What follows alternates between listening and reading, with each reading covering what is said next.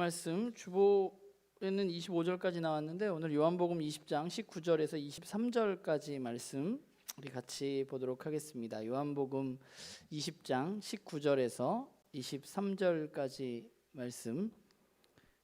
우리 저 한 절 여러분들 한 절 읽고 23절은 같이 읽도록 하겠습니다. 요한복음 20장 19절에서 23절까지의 말씀 우리 한 절 한 절 돌아가면서 읽고 23절 같이 읽겠습니다.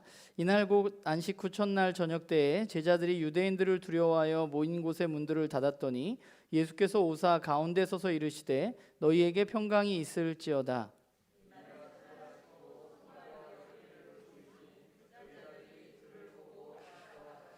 예수께서 또 이르시되 너희에게 평강이 있을지어다. 아버지께서 나를 보내신 것 같이 나도 너희를 보내노라.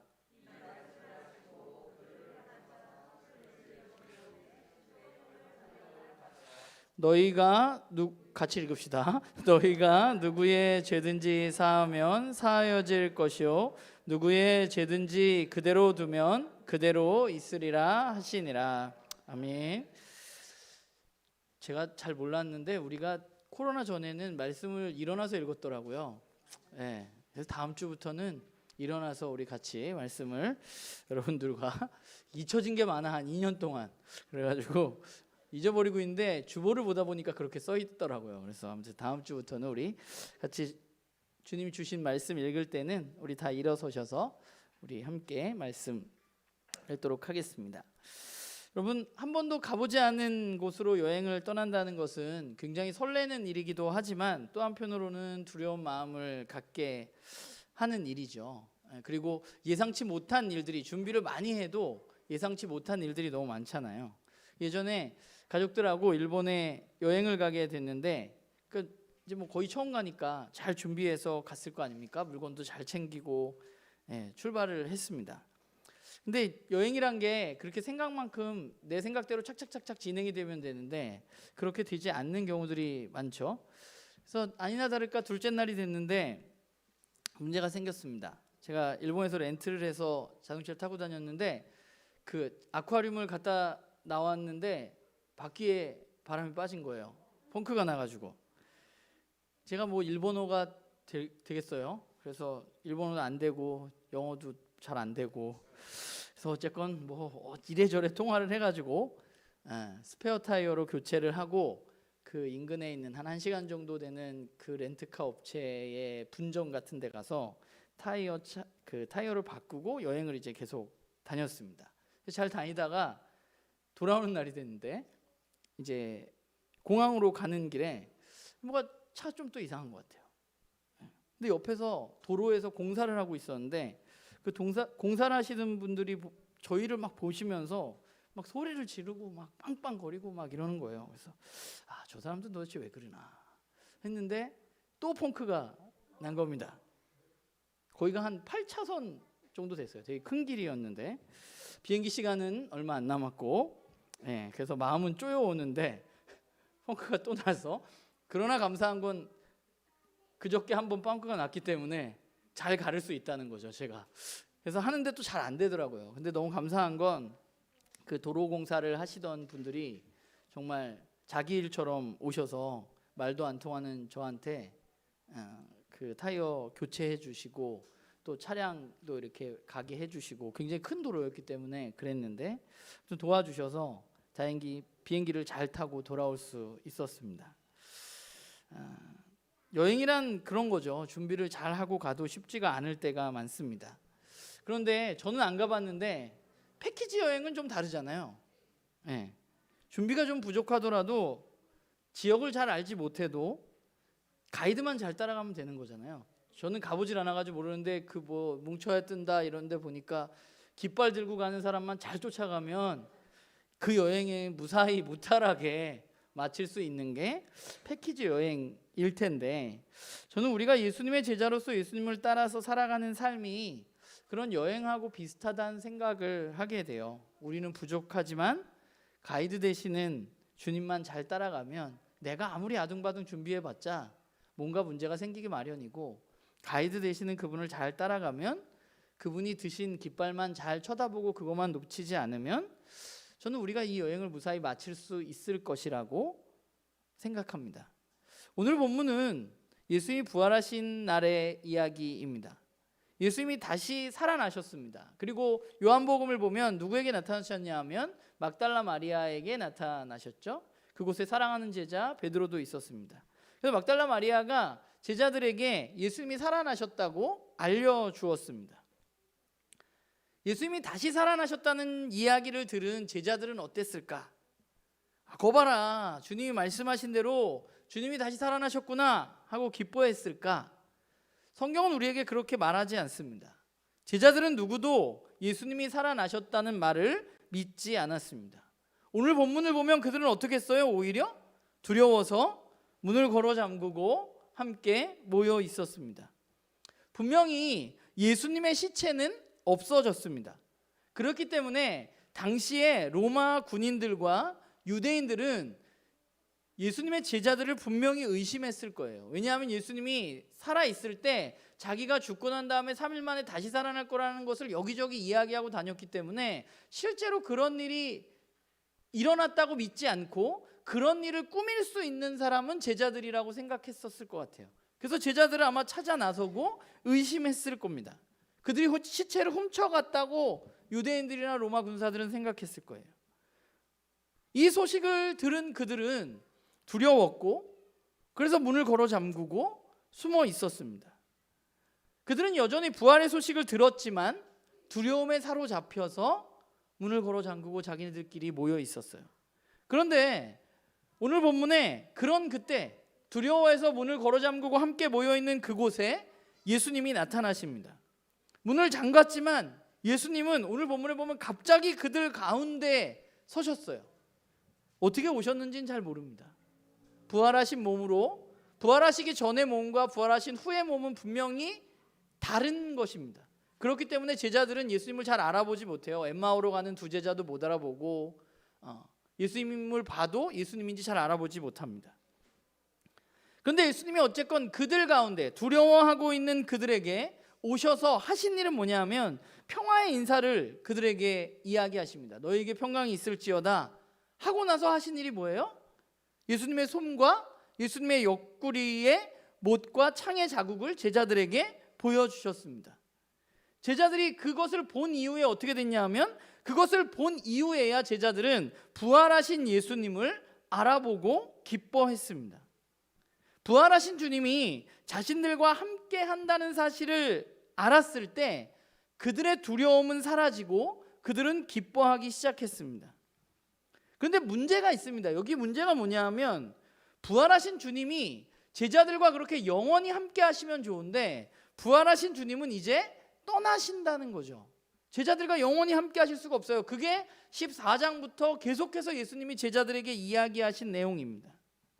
사실 오늘 본문을 보면 예수님의 행동은 굉장히 급박하게 진행되어지고 있고 예수님의 말은 연결이 되지 않는 이야기들을 예수님은 계속 던지고 계세요. 생각해 보세요. 처음 와서 한 말이 뭐예요? 평강이 있을지어다 얘기하시고 손과 옆구리 보이시고 또 한 번 평강이 있을지어다 얘기하시고 그 다음에 뭐라고 말씀하세요? 아버지가 날 보낸 것 같이 나를 너희를 보내라 라고 얘기하시고 또 그 다음에 뭐라고 말씀하세요? 성령을 받으라 라고 말하고 그 다음에 뭐예요? 너희들이 죄를 사하면 죄를 사야질 것이고 아니면 안 사야질 것이다 얘기를 하셨단 말이에요. 그러니까 이게 평강을 받아라, 너희들 하나님이 날 보낸 것처럼 너희도 가라, 성령을 받으라, 이 얘기들이 잘 읽어보면 뭐 연결고리가 없는 것처럼 그냥 예수님은 계속 이야기하고 계세요. 그런데 예수님은 그들 가운데 새로운 사명을 그들에게 주고 계신 것이죠. 그게 뭐예요? 아버지께서 예수님을 보내신 것 같이 나도, 예수님도 제자들을 보내겠다는 것입니다. 그게 예수님이 이곳에 오셔서 하신 말의 굉장히 중요한 핵심입니다. 이 말은 예수님이 가셨던 길을 제자들이 가야 한다고 지금 말하고 있는 것이죠. 그런데 생각해 보면 제자들의 상태는 어떤가 한번 우리가 생각해 볼 필요가 있어요. 제자들이 지금 예수님이 가셨던 길을 갈 수 있는 상황인가 하는 거죠. 부활하신 예수님의 소식을 들어도 두려움에 떨면서 모여서 문을 잠그고 있는 그들이 예수님이 가셨던 길은 뭐예요? 십자가의 길인데 그 십자가의 길을 하나님이 나를 보내셨던 것처럼 나도 너희를 보낸다는 그 길, 예수님이 가셨던 길을 제자들이 갈 수 있는가 하는 것입니다. 뭔가 예수님이 설명도 잘해주시고 이 상황 가운데 부족한 제자들을 조금 더 준비시키시고 그런 과정들이 필요한 것 같은데, 지금 상황은 주님은 다짜고짜 너희에게 평강이 있을지어다 한 후에 내가 갔던 길을 너희도 가라 라고 명령하고 계시는 것이죠.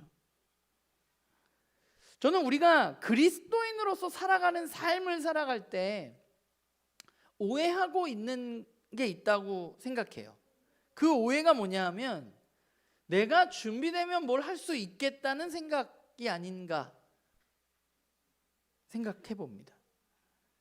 말은 제가 좀 부족해서 아직 힘듭니다. 제가 준비가 안 돼서요. 준비하면 할게요 라고 말하지만 사실 성경 전체를 살펴보면 저와 여러분은 잘 준비해서 이 길을 걸어갈 수 있는 사람들이 아닙니다.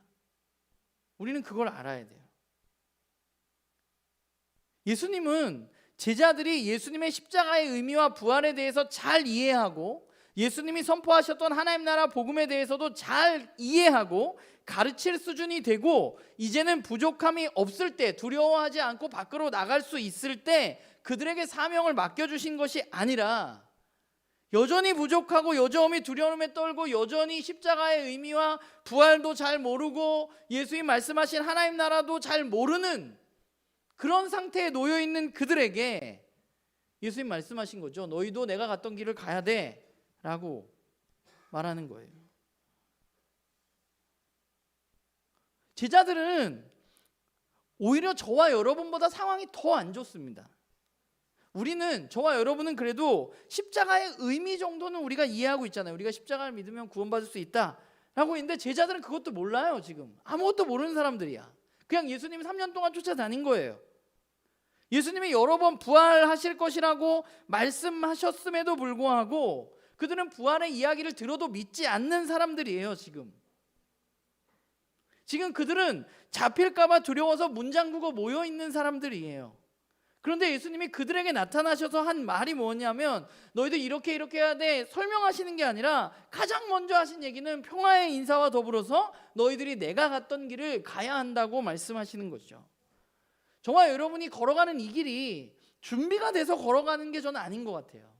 우리가 뭔가 잘 되어지고 뭔가 다 이해하고 내가 다 알고 이래서 우리가 이 길을 걸어가는 게 아니라 우리는 예수 그리스도를 믿고 받아들이고 그분을 생각하기 시작했을 때 우리는 이미 이 길에 접어들었고 우리는 준비가 안 되어 있는데 주님은 저와 여러분에게 오늘 제자들과 마찬가지로 너는 내가 갔던 길을 가야 돼 라고 말하고 있는 것이죠. 내가 준비돼서 가는 게 아니라 그냥 주님이 가라고 하니까 가는 거예요. 저와 여러분은.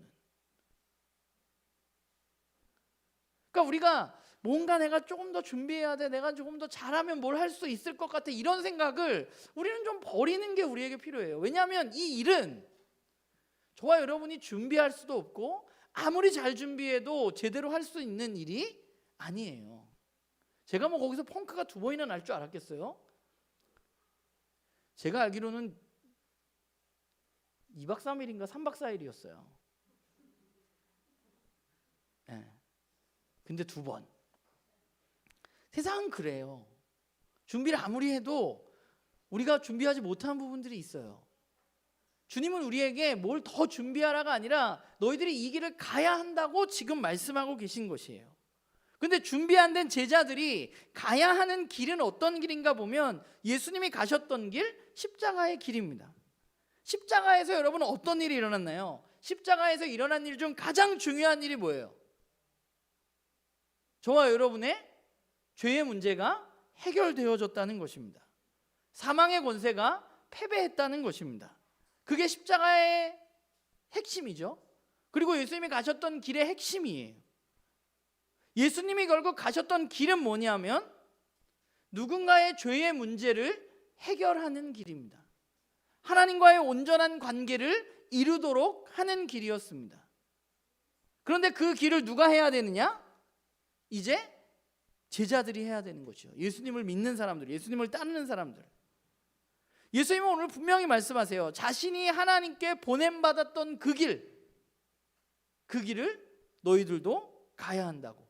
하나님이 나를 보내셨던 것처럼 내가 너희를 보낸다고 말씀하세요. 저와 여러분이 해야 할 일은 뭐예요? 다른 사람들의 죄의 문제를 해결해 주는 사람이 되어야만 합니다. 그래서 오늘 본문의 23절에 보면 예수님은 제자들에게 말도 안 되는 이야기를 하시죠. 너희가 누구의 죄든지 사하면 사하여질 것이요 누구의 죄든지 그대로 두면 그대로 있으리라. 이게 저와 여러분이 할 수 있는 일인가요? 누군가의 죄를 사하면 사해지고 누구의 죄든지 그대로 두면 그대로 있는 것, 그게 제자들이 해야 할 일인데, 예수님을 따르는 사람들이 해야 되는 일인데, 이게 우리가 할 수 있는 일이냐? 저는 우리가 할 수 있는 범위를 넘어서는 일이라고 생각합니다. 그러나 주님은 우리가 그 일을 해야 한다고 말하고 있어요.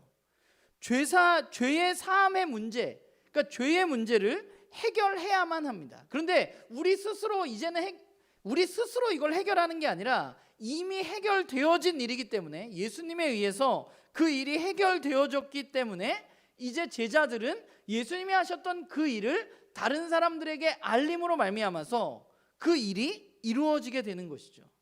예수님에 의해서 죄의 문제가 해결되어졌는데 그 일을 지금 아는 사람이 누구예요? 여기 모인 사람들밖에 없어요. 전 세계에서 죄의 문제가 해결되고 새로운 생명이 시작되고 새로운 세상이 시작되어졌다는 걸 아는 사람은 누구밖에 없어요? 전 세계에서 10명밖에 없어. 11명. 오늘 본문에는 도마도 또 없었어요. 그게 제자들에게 맡겨진 사명이에요. 예수님의 사역을 살펴보면요, 예수님은 철저하게 이스라엘 내에서 사역하셨습니다. 이스라엘을 거의 벗어나지 않으세요. 이스라엘 내에서만 움직이셨고 이스라엘 사람들에게, 유대인들에게 복음을 전하셨어요. 이제 제자들이 하는 일은 뭐예요? 예수님이 하셨던 그 일을 이스라엘을 넘어서게 하는 일이 제자들이 해야 하는 일이죠. 그게 제자들에게 맡겨진 일입니다. 저와 여러분이 해야 할 일은 다른 사람들의 죄의 문제를 해결하기 위해서 저와 여러분이 애써야 돼요. 우리가 가가지고 너의 죄를 용서해 받았다 이렇게 얘기하는 게 아니라 이미 용서되어진 그 해결 방법을 저와 여러분은 알리는데 애를 써야만 돼요. 우리는 그 일을 수행해내야만 돼요.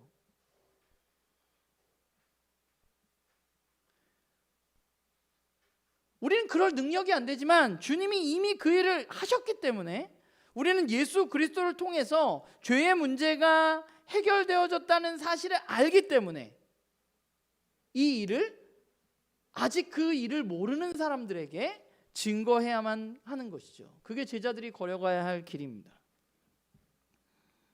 그런데 문제는 십자가의 길을 걸어갈 때 어떤 일이 일어나는가 하면, 십자가의 길을, 주님이 가셨던 그 길을 걸어갈 때 좋은 일이 가득하면 좋겠는데, 삶이 막 잘 풀려나가면 좋겠는데, 권력도 좀 생기면 좋겠는데 그렇지 않다는 거예요. 예수님이 돌아가시기 전에 제자들에게 분명히 말씀하셨습니다. 제자들이 예수님을 따르면, 예수님께 속하면 세상이 제자들을 어떻게 할 거예요? 미워할 거라고 말씀하셨습니다. 부족한 제자들, 준비가 안 된 제자들이 이 길을 가는 것은 사실 두려움이 가득한 일입니다. 가보지 않은 길을 이제 가야 하는 거예요. 그냥 예수님만 보고.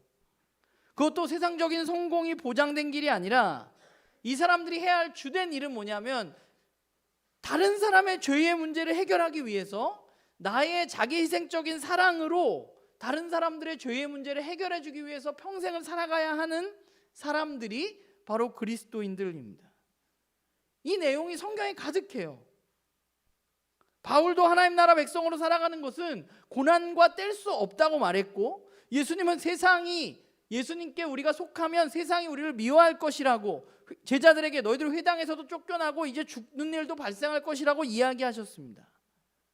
별로 가고 싶지 않은 길이에요.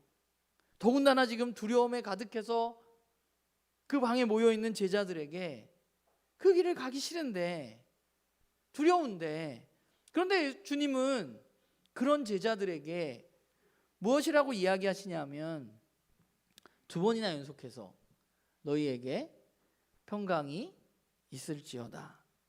라고 말씀하십니다. 우리가 요한복음 묵상을 했는데요, 요한복음 14장 27절에 보면 이렇게 예수님 말씀하세요. 평안을 너희에게 끼치노니 곧 나의 평안을 너희에게 주노라. 내가 너희에게 주는 것은 세상이 주는 것과 같지 아니하리라. 너희는 마음에 근심하지도 말고 두려워하지도 말라 라고 말씀하세요. 여기 경영 집사님 넘겨주시면 없나요? 네, 있죠. 네. 예수님이 우리에게 평안을 주시겠다고 제자들에게 죽기 전에 말씀하셨어요. 그 평안은 세상이 주는 것과 다른 평안이에요. 제자들이 해야 할 일은 뭐예요? 이제 근심하거나 두려워하지 않고 주신 평안을 누리는 거예요. 주님이 주시는 평안은 세상이 줄 수 없는 평안입니다. 여러분, 주님은 우리에게 우리가 이 길을 걸어가면서 막 두렵고 근심하면서 우리가 이 길을 걸어가라고 우리를 부르신 것이 아닙니다. 저와 여러분이 이 길을 걸어갈 때 주님은 우리가 주님이 주시는 평안을 누리기를 원하세요. 저와 여러분이 통장 잔고가 올라가서 누리는 평안이 아니라, 내가 사고 싶은 것을 사서 누리는 평안이 아니라, 주님과 함께함으로 누리는 평안을 주님은 누리라고 우리에게 말씀하고 계신 것이죠. 주님을 따라 사는 삶은 사실 평안의 삶입니다. 위축되고 걱정되는 삶이 아니라 부활하신 그분과 함께함으로 기쁨과 평안을 누리는 삶이 저와 여러분의 삶이어야만 해요. 어떻게 그럴 수 있느냐? 요한복음 16장 33절에 보면 예수님이 또 제자들에게 이렇게 말하거든. 이것을 너희에게 이르는 것은 너희로 내 안에서 평안을 누리게 하려 함이라. 세상에서 너희가 환난을 당하나 담대하라. 내가 세상을 이기었노라 라고 말합니다. 예수님은 평안을 장담하실 수 있는 이유가 분명히 있었어요. 그 이유는 뭐예요? 예수님이 세상을 이기신 분이기 때문에 그렇습니다. 물론 이 길이 저와 여러분에게 세상적인 성공을 보장해 주지는 않습니다. 오늘 말씀대로 오히려 환난을 당할 가능성이 훨씬 높습니다. 그런데 저와 여러분은 위축되거나 두려워할 필요가 없습니다. 왜냐하면 그 세상이 지금 나를 지배하는 것 같지만 결국 예수님은 그 세상을 이기신 분이고, 우리가 예수님을 따라갈 때 저와 여러분도 그 세상을 이길 것이기 때문에 그래요. 그러기에 저와 여러분은 두려운 마음으로 살아가는 게 아니라 주님과 함께 할 때, 세상을 이기신 그분과 함께 할 때 세상 속에서 세상이 줄 수 없는 평안을 누리면서 살아갈 수 있는 것이죠. 내 통장 잔고가 좀 줄어도, 내 삶에 좀 어려운 일이 닥쳐도 주님과 함께 할 때 우리는 우리 안에서 올라오는 주님이 우리에게 주시는 평안을 누릴 수 있는 거예요. 제가 이거를 여기서 아무리 설명해도 이 감정은 약간 설명하기가 힘든다고 저는 생각해요. 이건 여러분들이 누려보셔야만 알 수 있는 것입니다. 그리고 그 누림이 한 번, 두 번, 세 번 점점 많아질 때 그때 우리의 삶은 점점 자라갈 수 있는 것이죠. 우리가 주님과 함께 하기 위해서 우리에게 꼭 필요한 게 있는데, 그게 뭐냐 하면 주님이 우리에게 뭘 받으라고 말씀하세요? 성령을 받으라고 말씀하세요. 오늘 22절에 보면 예수님 뭐라고 말씀하세요? 그들을 향하사 숨을 내쉬며 이르시되 성령을 받으라. 그냥 성령 받아라 하면 되는데 예수님 뭘 하셨어요? 어떤 행동을 하셨어요? 숨을 내쉬셨어요. 여기서 숨이라는 단어는 창세기 2장 7절에 나오는 단어입니다. 하나님이 흙으로 사람을 만드시고 생기를 코에 불어넣으시니 사람이 생명이 된지라 라고 창세기 2장 7절에 말하는데, 거기서 생기라고 우리 개역개정에 있는 말이 오늘 요한복음 20장 22절에 나온 숨과 같은 말입니다. 그러니까 하나님이 사람을 처음 만드셨을 때 생기를 불어넣으셔서 생명을 만드셨어요. 그 생명이라는 것은 결국 하나님과 온전한 관계를 누리는 사람이었어요. 그런데 인간이 죄를 지음으로 말미암아서 하나님의 관계가 깨어진 것이죠. 그런데 이제 예수님은 뭘 다시 하시고 계신 것이에요? 하나님이 사람을 만드셔서 생기를 불어넣으셔서 하나님과 온전한 관계를 누리는 생명이 되게 하셨던 것처럼 주님은 이 깨어진 관계에서 성령을 통해서 우리에게 하나님과 온전한 관계를 누리는 새로운 인류로 우리를 탄생시키신 것입니다. 그러니까 결국 성령을 받은 사람들은 어떤 사람들이냐? 성령을 받은 사람들은 병을 고치고 방언을 하고 이런 사람들이 성령을 받은 사람이 아니라, 물론 성령 받으면 그런 일 할 수 있습니다. 그런데 그게 표지가 아니라 성령을 받은 사람은 어떤 사람이에요? 1차적으로는 하나님과 온전한 관계를 누릴 수 있는 사람이 성령을 받은 사람들입니다. 요한복음 14장에 보면 예수님은 제자들에게 성령에 대해서 이야기하시면서 성령을 통해서 예수님이 우리 안에, 우리가 예수님 안에 거하실 수 있다고 말씀하고 계세요. 이렇게 얘기하면 좋을 것 같아요. 예수님이 이 땅에 계시는 동안에 뭘 가지고 계셨죠? 육신을 가지고 계셨죠. 저와 여러분처럼 육체를 가지고 계셨습니다. 육체를 가지고 있다는 것은 어떤 의미냐 하면 한계를 가지고 있다는 거예요. 갈릴리에 나타나셨던 예수님이 동시간대에 예루살렘에 나타나실 수는 없습니다. 육체를 가지고 있는 한. 그렇죠? 제가 여기서 설교하고 집에서 아이들과 놀아줄 수는 없잖아요. 육체를 가지고 있다는 것은 그건 뭐 예수님도 예외가 없어요. 예수님도 육체를 가지고 있을 때는 한 곳에만 나타나실 수 있었습니다. 그런데 예수님이 죽으시고 부활하신 후에 이제 예수님은 성령님에 의해서 공간적이고 시간적인 한계를 넘게 되셨습니다. 그래서 예수님은 예수님이 가시고 성령님이 오시는 게 너희들에게 더 유익하다고 말씀하셨어요. 가시지 않으면 그분이 오시지 않는다고 주님 말씀하셨어요. 예수님이 가는 게 더 유익해. 왜 유익하냐? 원래 예수님과 함께하는 사람, 예수님의 육체와 함께하는 이들만 예수님을 만날 수 있었는데 이제 예수님이 가시고 성령님이 오시면 예수님이 눈에 예수님의 육체는 없지만 우리가 성령님에 의해서 그 예수님과 지역적이고 언어적이고 문화적이고 시간적인 한계를 넘어서서 우리는 예수님과 함께할 수 있는 것이죠. 저와 여러분이 오늘 예수님을 만나고 예수님 안에 거하고 예수님과 함께 할 수 있는 것은 예수님이 돌아가셨기 때문이에요. 하늘로 가셨기 때문에 그게 가능한 거야. 예수님이 팔레스틴 지역에 살아 있었다면 우리는 예수님을 못 만났을 거예요. 예수님이 우리나라에 안 오면. 그렇잖아. 비행기 타고 오셔야 만날 수 있는 거잖아요. 근데 이제 우리는 성령님에 의해서 예수님 만날 수 있는 거죠. 2000년이 지난 지금에도 성령을 받는다는 것은 가장 중요한 것은 뭐냐면 우리가 예수님과 함께 할 수 있게 되고 하나님과 온전한 관계를 누릴 수 있게 되었다는 것을 의미하는 것입니다. 그러니까 저와 여러분이 그 성령님이 우리와 함께 하시면 우리가 성령님을 통해서 예수님을 말씀을 통해서 또는 옆 사람을 통해서 뭐 자연을 통해서 뭐 여러 가지를 통해서 그 성령님을 예수님을 누릴 수 있게 되는 것이죠. 성령님이 우리 가운데 계시기 때문이에요. 그 성령님이 있을 때 예수님과 함께 할 때 우리는 평안함으로 주님이 가셨던 그 길을 걸어갈 수 있는 거예요.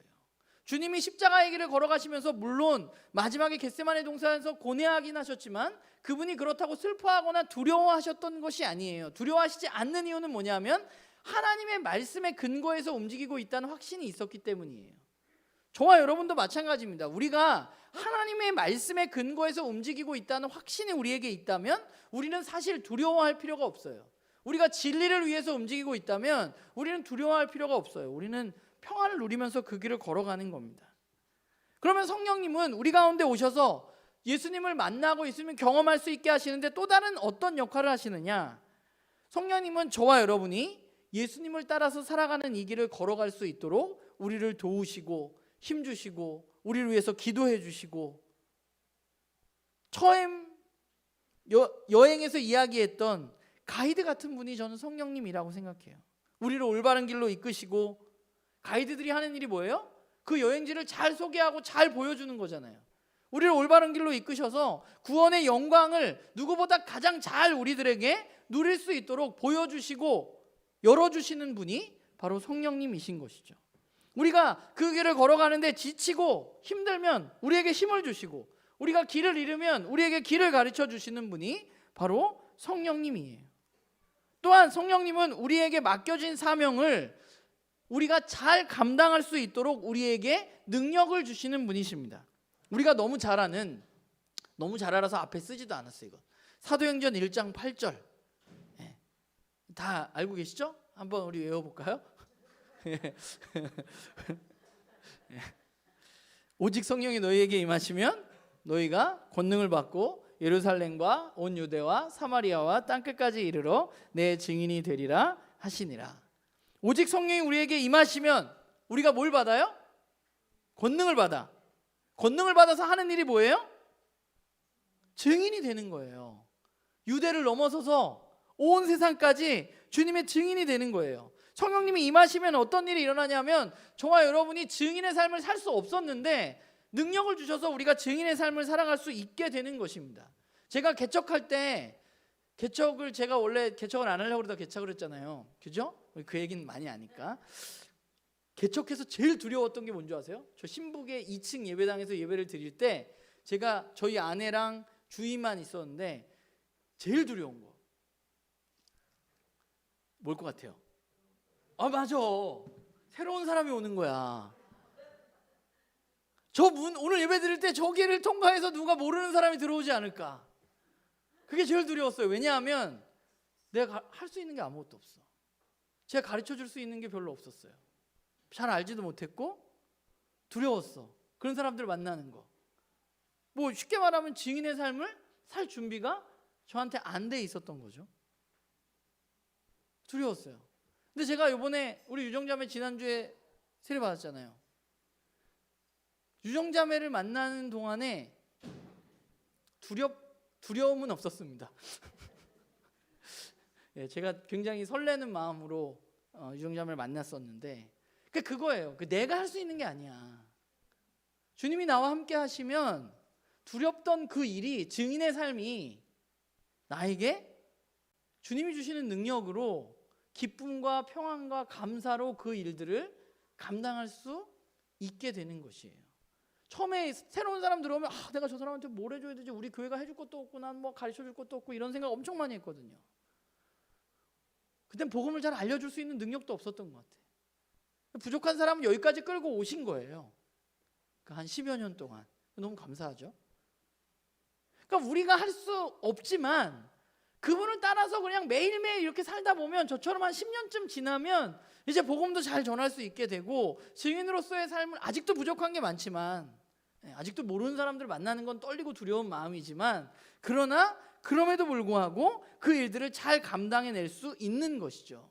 어떻게 할 수 있느냐? 내가 하는 게 아니라 성령님이 내 안에 계시고 내가 그분이 높이 든 깃발을 잘 따라서 갈 때 내가 더 많은 계획을 세우고 내가 더 많은 준비를 하는 게 아니라 성령님이 드신 깃발을 놓치지 않고 잘 따라가려고 노력할 때 그분만 따라가면 그분이 우리에게 우리를 도우시고 힘도 주시고 기도도 해주시고 사명도 주시고 사명을 감당할 힘도 주시는 분이 바로 성령님이신 것이죠. 저와 여러분에게는 진짜 놀라운 열쇠가 하나 있습니다. 그 열쇠는 마태복음 16장에 나와 있는 열쇠입니다. 마태복음 16장에 예수님께서, 우리가 너무 잘 아는 이야기예요. 이것도 베드로가 너희는 날 누구라 하느냐? 주는 그리스도시요 살아계신 하나님의 아들이십니다 라고 얘기했을 때 예수님이 베드로에게 이렇게 말씀하시죠. 내가 내게 이르노니 너는 베드로라. 내가 이 반석 위에 교회를 세우리니 음부의 권세가 이기지 못하리라. 내가 천국 열쇠를 내게 주리니 내가 땅에서 무엇이든지 매면 하늘에서도 매일 것이요 땅에서 무엇이든지 풀면 하늘에서도 풀릴 것이다 라고 말씀하십니다. 저와 여러분은 어떤 열쇠를 가진 사람들이냐 하면 천국 열쇠를 가진 사람들입니다. 우리가 베드로처럼 예수님을 메시아로, 우리의 주님으로 고백하고 함께 할 때 주님은 저와 여러분에게 이 교회에 천국 열쇠를 주셨습니다. 저와 여러분이 그 열쇠를 닫아 거는 사람들이 아니라 그 열쇠를 열어서 사람들의 죄의 문제를 해결하고 하나님 나라 즉 천국을 맛볼 수 있도록, 그곳에 갈 수 있도록, 그곳에 임할 수 있도록 도와주어야만 하는 것이 저와 여러분들이 해야 할 일이고 제자가 걸어가야 할 길인 거예요. 저와 여러분이 먼저 이곳에 와서 예배드리고 예수님을 만나는 이유는 저와 여러분만 좋고 끝나는 것이 아니라 주님을 따라서 이 길을 너희가 걸어가라고, 주님의 은혜로 우리가 먼저, 다른 사람들보다 조금 먼저 이 자리에 앉아서 주님을 알아가고 또 성령님을 경험하고 주님 안에 거하고 하는 일들을 하는 것입니다. 저는 사실 말씀 시리즈 지난주에 끝이었는데 제가 한 주를 더 이 이야기를 여러분들과 요한복음을 이제 큐티하면서 이 이야기를 여러분들과 나눠야겠다 생각하고 오늘 말씀을 준비했는데,